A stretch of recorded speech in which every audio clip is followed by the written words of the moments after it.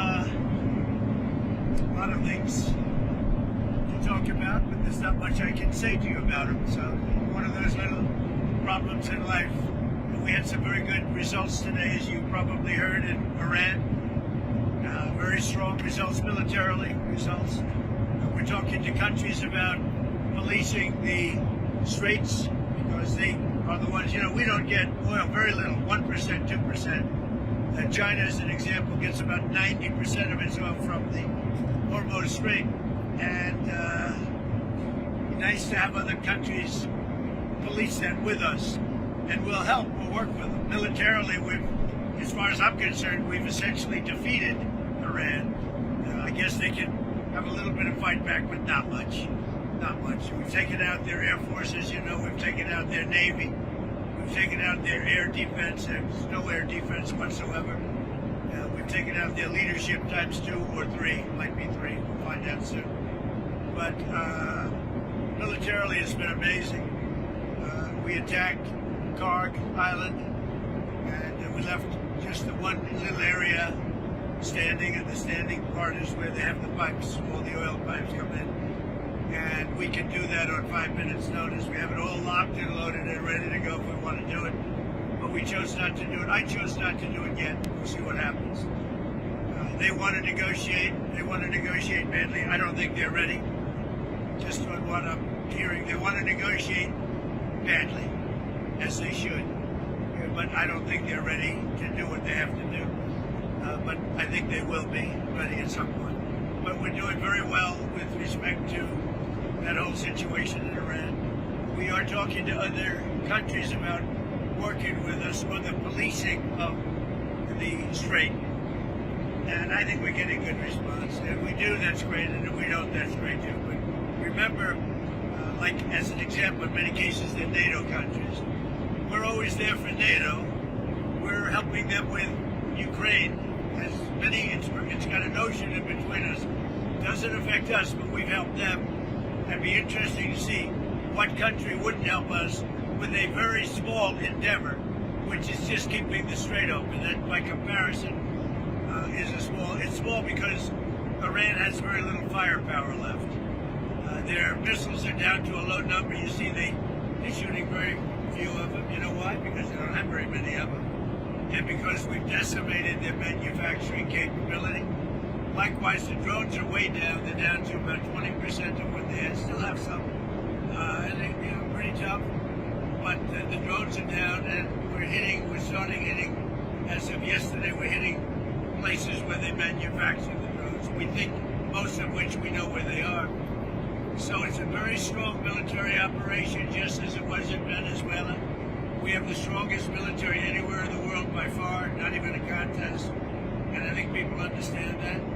And we will finish the job. Mr. President, which countries have said that they will help? Well, I can't say yet. It's a little early. They were contacted today and last night. But we've had some positive response. We had a few that would rather not get involved. Is China one of them? I don't want to tell you about that. I mean, I can't really say for sure, but China's an interesting case study. They get most of their oil, as you know, by far. They get a lot, about 90% from the strait. So I said, would you like to come in, and we'll find out. Maybe they will, maybe they won't. There's some other deeper reasons why they may not. They should come in my opinion. It never made sense for years. If you go back and look at what I've said years ago, I said, why aren't we maintaining the Hormuz Strait when it's really there for China and many other countries? Why aren't they doing it? And that's because we had weak leadership, to be honest with you. But I'm bringing it up now because I think even long term, I think it's something that other countries should help us with. How many other countries, Mr. President? And again, remember, there's about 7. We talked to about 7. Just remember that it's something that we don't need, and these countries do need. And yet, for years, it's like for years we've been maintaining it, doing a great job. And now that the war now that they've been diminished in terms of military, their military has been greatly diminished. I think it's a good thing for other countries to come in. Now, it would have been nice, as I said to the Prime Minister of the UK, who sort of was reluctant to put his 2 aircraft carriers into harm's way. That would be 2 weeks ago. And as soon as we demolished, essentially, pretty much demolished them, not over yet, but pretty much we're in great shape, let's put it that way, as everybody knows. He said, we'd like to send our aircraft carriers. I said, I don't want them after we win the war. I want them before we start the war. So whether we get support or not, but I can say this, and I said it to them, we will remember. How soon, sir, would this begin? Well, it start immediately, but it will take a little time to get here. Some of the countries have minesweepers, that's good. Some of the countries have a certain type of boat that could help us. Some of the countries would be, helpful. Remember, it only takes a couple of people to screw up the strait, a couple of terrorists. You don't need their military is defeated, but all you need is a few people dropping mines here and there, and you louse it up. So we need. I'm demanding that these countries come in and protect their own territory, because it is their territory. It's the place from which they get their energy, and they should come and they should help us protect it. You could make the case that maybe we shouldn't even be there at all, because we don't need it. We have a lot of oil. We're the #1 producer anywhere in the world times 2, by double, at least double. Now I think it's much higher than that. But we do it. It's almost like we do it for habit. But we also do it for some very good allies that we have in the Middle East. Sir, you mentioned that Iran wants to make a deal. However, earlier today, we heard their foreign minister say they never said they wanted to make a deal, that they'll do whatever they can to defend Iran. What they tell you and what they tell the public, I just put out a truth about their disinformation. I assume most of you saw it. But they use AI. They said they attacked the USS Abraham Lincoln, one of the largest ships in the world, an aircraft carrier, and they show pictures of it burning. It was never attacked, it was never burning. The Wall Street Journal put out a false story that 5 of our big, beautiful tankers that we feed the planes with, they give the planes the gas, jet fuel, hundreds of thousands of gallons of gasoline, that they were all essentially destroyed. They weren't destroyed at all. In fact, 4 of them were not even, literally were not damaged. And 1 of them has slight damage and will be back in the air soon. But if you read the Wall Street Journal, it's like they were totally decimated and destroyed, like Iran has been. So they put out phony story. The kamikaze boats. The kamikaze boats don't exist. They're fake. And you can almost see that when you look at them. It looks great, yeah. Because if they did exist, we'd hit them just like we hit other boats all over the place. But they don't exist. In fact, some of the people say, where are the boats? Well, how come nobody's seen the boats? You know why? Because it's AI generated. It's fake. And I found, I didn't realize this before we started, but Iran is known for a lot of fake news. And they deal with our fake news. And I actually think it's pretty criminal, because our media companies, who have no credibility whatsoever, are putting out information that they know is false, and it's a very dangerous thing for the country. I think they could be in serious jeopardy. Mr. President, your PAC put out a fundraising email a couple of days ago, and it's being criticized for using official White House photos of you at the dignified transfer. And the PAC is also promising access to secret. Well, I was at the dignified transfer, unlike a lot of other people. Appropriate email to send. Your critics are saying that you're fundraising. I didn't see it. Somebody puts it out. We have a lot of people working for us, but there's nobody that's better to the military than me. And all you have to do is look at the election, look at the election results, look at the kind of votes that we get, look at the poll numbers. There's nobody that's ever been higher as a president than me with the military. Can you give a comment on the 6 dead soldiers? ABC News. One of the worst, most fake, most corrupt. Can you give a comment on the dead You know what soldiers? ABC News? I think it's maybe the most corrupt news organizations on the planet. I think they're terrible. Okay, I don't want any more from ABC. Right here along. You're much better. Thank you, sir. What's Israel doing to help secure the Strait of Hormuz? They're working with us. The relationship with Israel, that was other fake news. They were saying, "Oh, did I have an argument with Bibi?" No, we really get along well. And he would tell you we're leading the whole thing. And I don't, you can say it or not say it, it doesn't matter. The main thing is to get it done. But my relationship with Bibi Netanyahu is, I would say, extraordinary, actually. If I can, Yeah, go ahead. When you called for the people of Iran to rise up, overthrow their government, what's going on there? They haven't done that. You expect them to. You're dealing with thugs. You're dealing with horrible people. You're dealing with people that are violent and vicious. And that's the leadership and the people right under them, their military or their police. And they've notified everybody, and they put out statements that if you protest, you're going to be shot and killed. The protesters have no guns. And I know you're a brave person, but I don't think you'd be protesting. And so I think it's very hard for them to protest. I fully understand it. They said, if you protest, you will be killed. A week ago and 2 weeks ago, they killed 32,000 protesters, at least. We think the number's much higher than that. They shot and killed 32,000 protesters who were greatly enthusiastic and want to see a change because they've destroyed the country. The people that are running have destroyed the country. But think of it, they shot and killed much more than 32,000 people. Now they put out a notice 2 days ago that we're going to shoot and kill any protester. And they don't have guns, meaning the protesters, they have no guns. So I can fully understand why they're not doing it. Oh, one other thing that was AI generated, they showed about 250,000 people in a square saying how much they love Khomeini. Totally AI generated. It never took place. The media knew it didn't take place, but they built it up like they have great support. They don't have support. And that whole rally that they had 4 days ago, that they said was fake. It was AI generated. AI can be very dangerous. We have to be very careful with it. But the rally, because I was actually surprised to see, because I know how much the people hate this leadership. This leadership has destroyed the country. The rally that everybody, including ABC fake news, your network is the worst. But everybody put that rally on. Like, oh, and even I was surprised. I looked.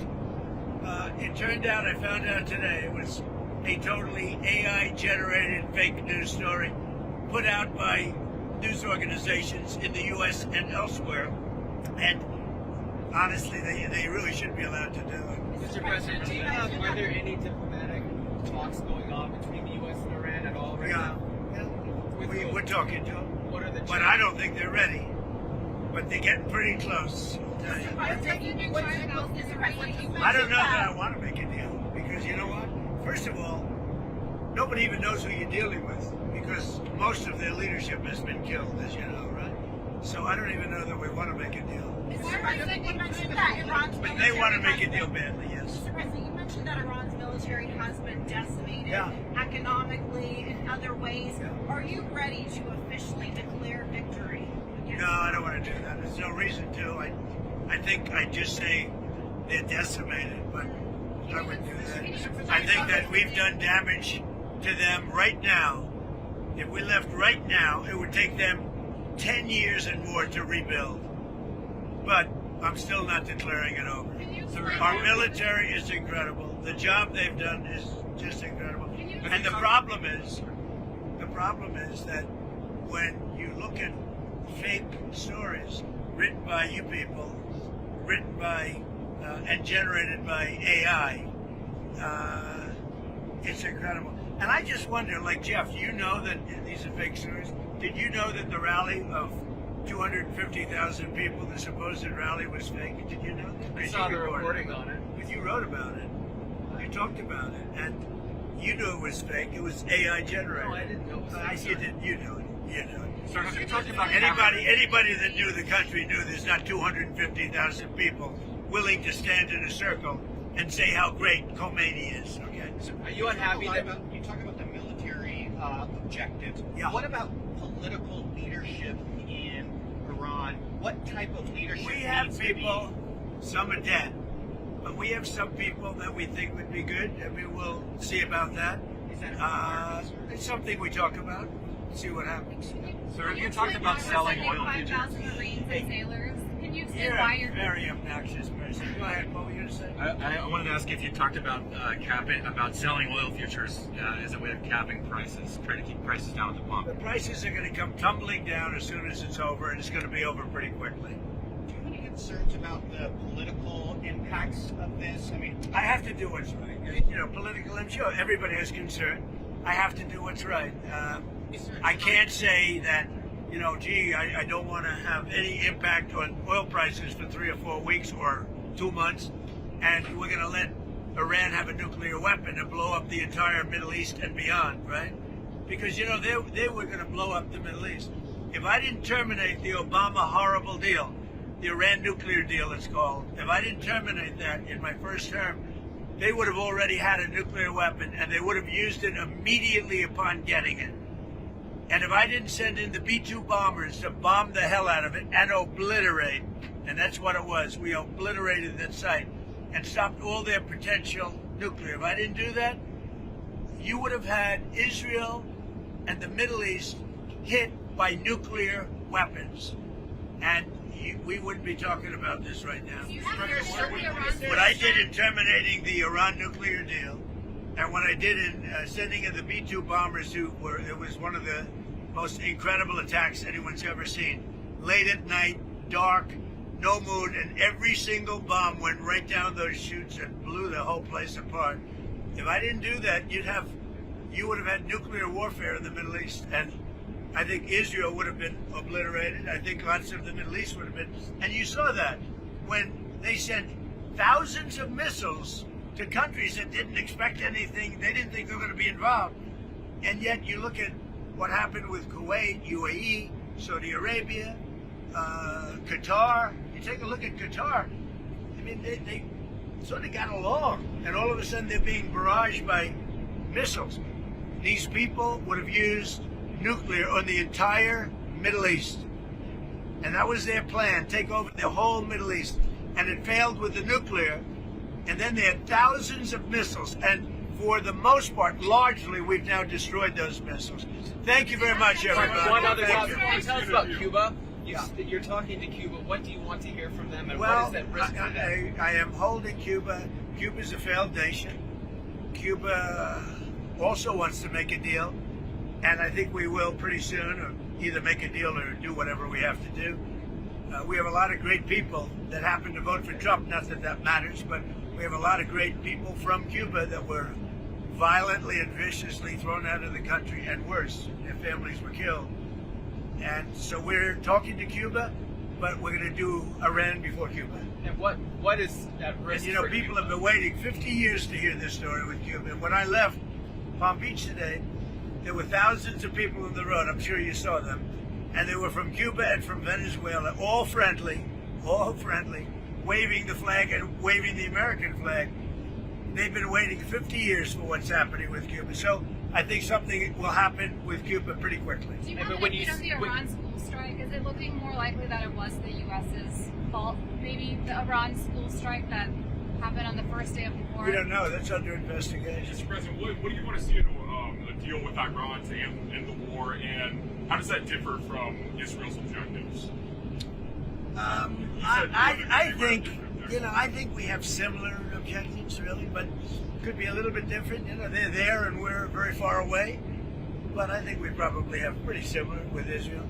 The relationship has been very good. The militaries are very well coordinated. Ours is the strongest by far in the world, and they have a real good military, you know, really good. They have a lot of our weapons. They have our planes. They have our missiles. They have our Patriots. They have a lot of our weapons. We have the best. We make the best weapons in the world. And now what we're doing, as you probably saw, we have the Raytheon and all of the Lockheed. All of these companies are now building plants because we don't want to wait. We make the best weapons, but we don't like to have to wait for them. What we do have, though, is at a very high level, we have unlimited weapons at a medium to high level.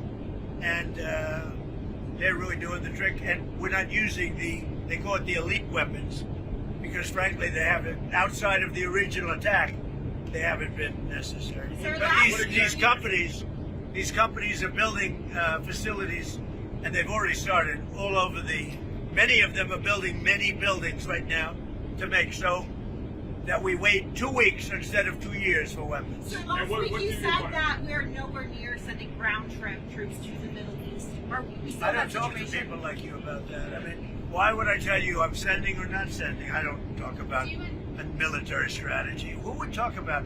I mean, who would answer a question like that? Do you have a comment on the 6 service members who passed last week? Who else? So, what do you want to see in the deal? Because earlier you said reportedly that. Well, you start off with there will be no nuclear weapons. That's where it starts. And then on top of that, there's plenty of things that we're going to get. Thank you very much. Comment everybody. about Israel?